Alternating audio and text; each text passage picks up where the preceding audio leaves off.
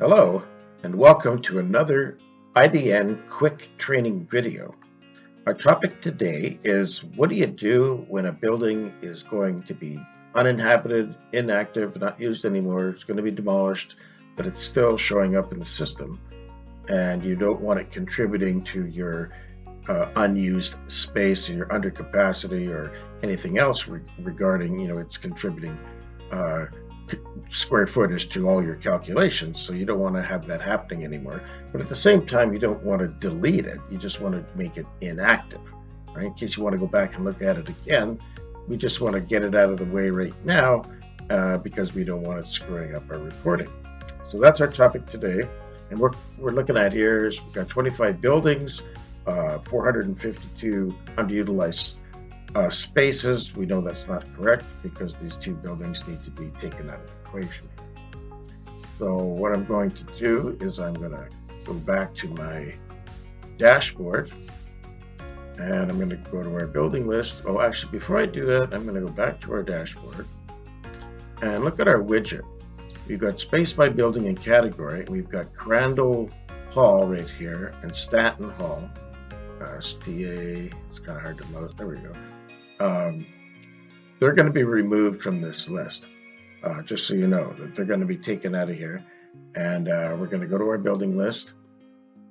Those are the two buildings that are going to be demolished. So we've got a lot of buildings here. We've got 25 buildings. I'm going to just go to our filter and say, we can just choose residence as a filter, hit apply. And here's all the residence buildings.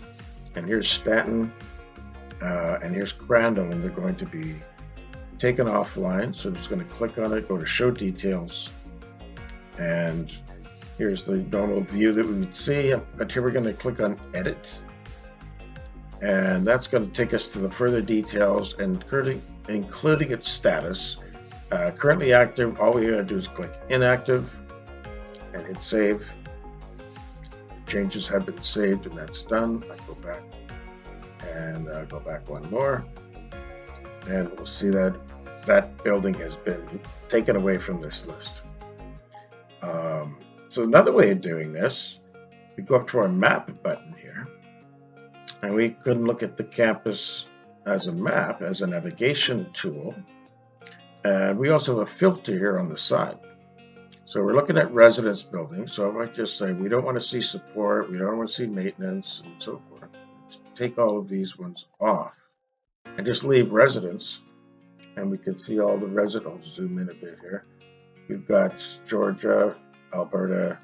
Okay, here's Stanton, here's Crandall. You see, well, what's the difference here is that Crandall doesn't have a blue button over it because I just took it from active to inactive, so I can no longer click on it because it doesn't exist anymore in terms of active space.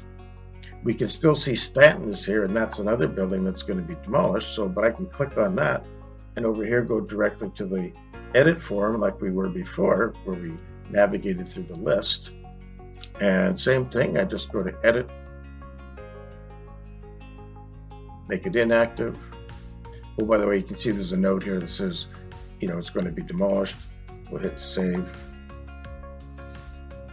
Changes have been saved. Go back to where we were, and I just do a refresh with my button, my browser, I should say, and you can see now those two buildings are no longer active from this point of view. What about that 30,000 foot view, that overview? Let's go back to our reporting. Oh, before I do that, do we see Stanton or Crandall in this list anymore? They are no longer there in this widget. And I'm going to go to my reporting button. And lastly, we're going to our campus overview, high level view, and let this run. We got a lot of data to process because this is all live. And we see we have 23 buildings now, where before we had 25. 2,481 spaces. Before we had 2,592. And, the changes are updated immediately. So that's my lesson for the day, and thank you very much. Have a good day.